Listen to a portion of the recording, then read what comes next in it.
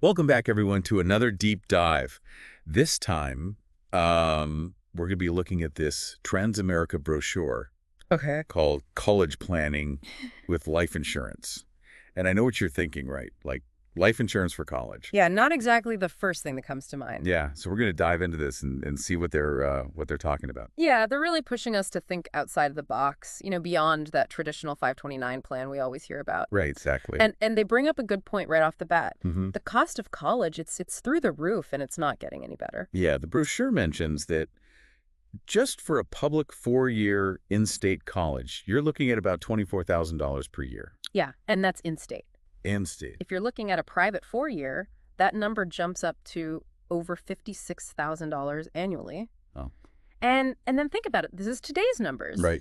With inflation at just 3%, which is pretty conservative. Yeah. In 15 years, a 4-year degree could easily cost between $156,000 and $366,000. Oof, that's a big number.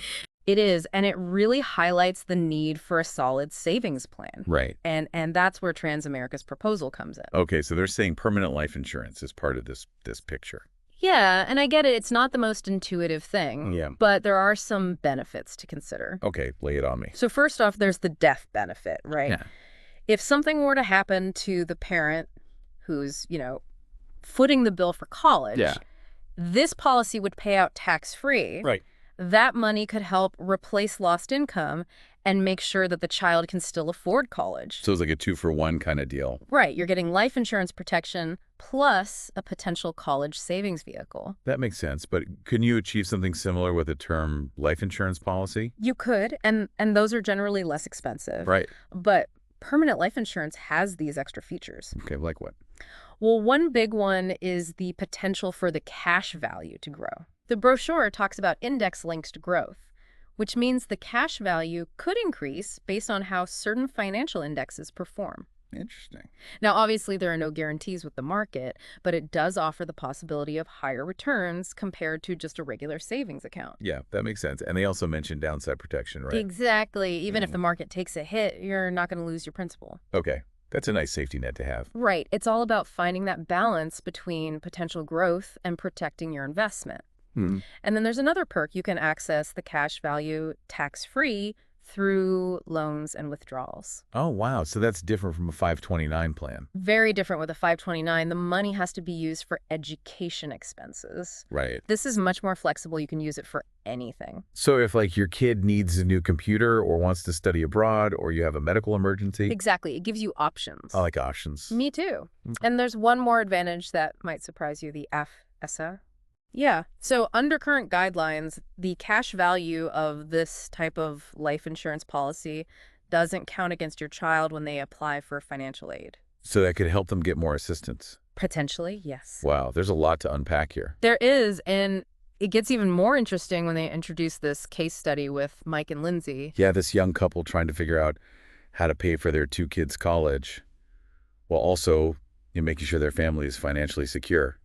It's a scenario a lot of people can relate to. Definitely. So in this hypothetical situation, Mike pays a $500 monthly premium for 16 years. Okay. And the policy grows significantly over that time. Mm-hmm. And when the kids are ready for college, they use withdrawals and loans from the policy to help cover the costs. It's interesting, right? Yeah. And even after using the policy for college, Mike still has a significant death benefit to protect his family. It is a compelling illustration, but it's important to remember that this is just a hypothetical. Right. The numbers they're using are based on assumed rates of return, and the market can be very unpredictable. Yeah, nobody have a crystal ball. Exactly. And the brochure acknowledges this with their summary values table. It clearly states that those potential returns are not guaranteed. Good that they're being upfront about that. Definitely. And there's this keep in mind section that's really important. Okay, what do they say there? Well, they emphasize that you have to consistently pay those premiums. Right. If you miss payments, especially early on, it can really hurt you financially. Yeah, that makes sense. They also point out that this is a long-term commitment. It's not a quick fix. Not at all. Okay. And they're very clear that taking out loans and withdrawals will reduce both the cash value and the death benefit. So you got to be careful with that. Exactly. You're weighing the benefits of accessing that money against the impact it could have on your overall coverage. Right. They also mention that you might need to increase your premiums later to keep the policy active, especially if you've taken out loans or withdrawals. Okay. And of course, you need to qualify medically and financially to even get approved for the policy in the first place. So there are some hoops to jump through. There are, and it's important to remember that there are costs associated with these policies, fees, and charges that you need to factor in. Right. So it's not a free lunch. Not exactly, but Yeah. what we're seeing here is that using life insurance as part of a college savings plan could have some unique advantages. Like that death benefit protection, the potential for tax advantage growth, and the flexibility of how you can use the money. Right, but it's not without its risks, and you need to understand those before making any decisions. Definitely. And this brings up a bigger question. With all the options out there, how do you figure out the best college savings strategy for your situation? Yeah, there are 529 plans and custodial accounts and other investments, and now potentially even permanent life insurance. It's a lot to consider. How do you even begin to navigate all of this?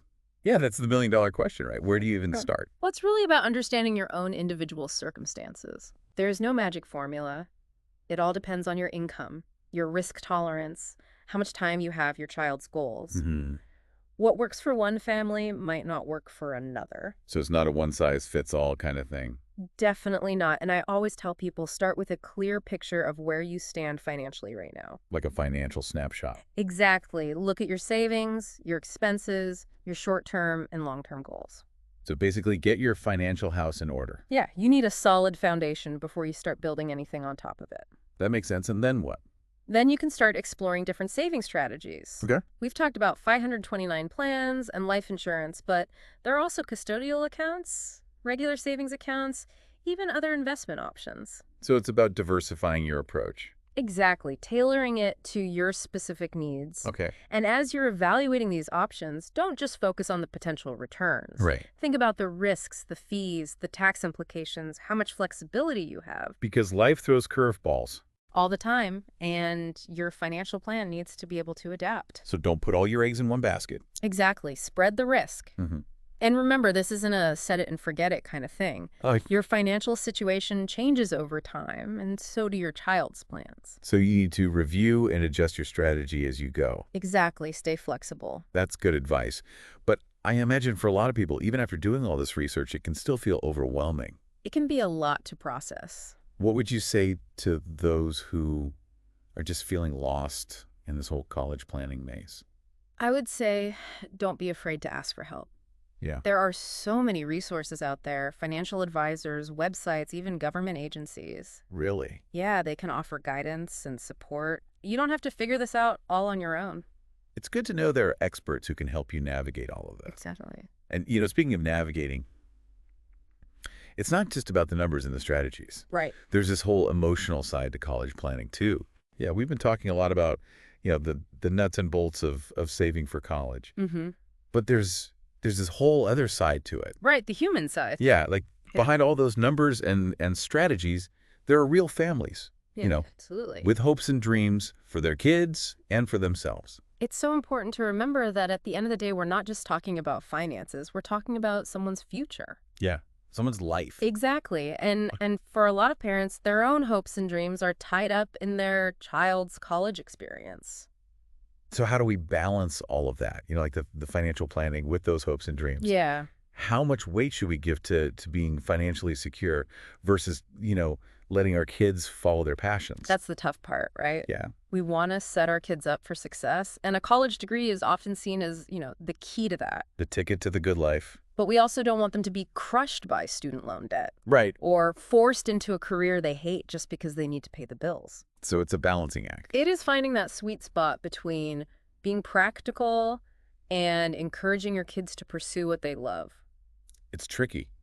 It is. And I think a lot of parents struggle with that. They do. So what's the answer? Like, how do we navigate this? Honestly, I think the best thing you can do is talk to your kids. Really? Yeah. Have open and honest conversations about their interests, their strengths, what they want to do with their lives, Mm-hmm. help them explore different career paths and understand, what kind of education they might need. Okay, so involve them in the process. Exactly. Make it a collaborative effort. And be open to the possibility that their path might not look the way you thought it would. Right. Sometimes the most fulfilling careers aren't the ones you'd expect. And sometimes they don't even require a 4-year degree.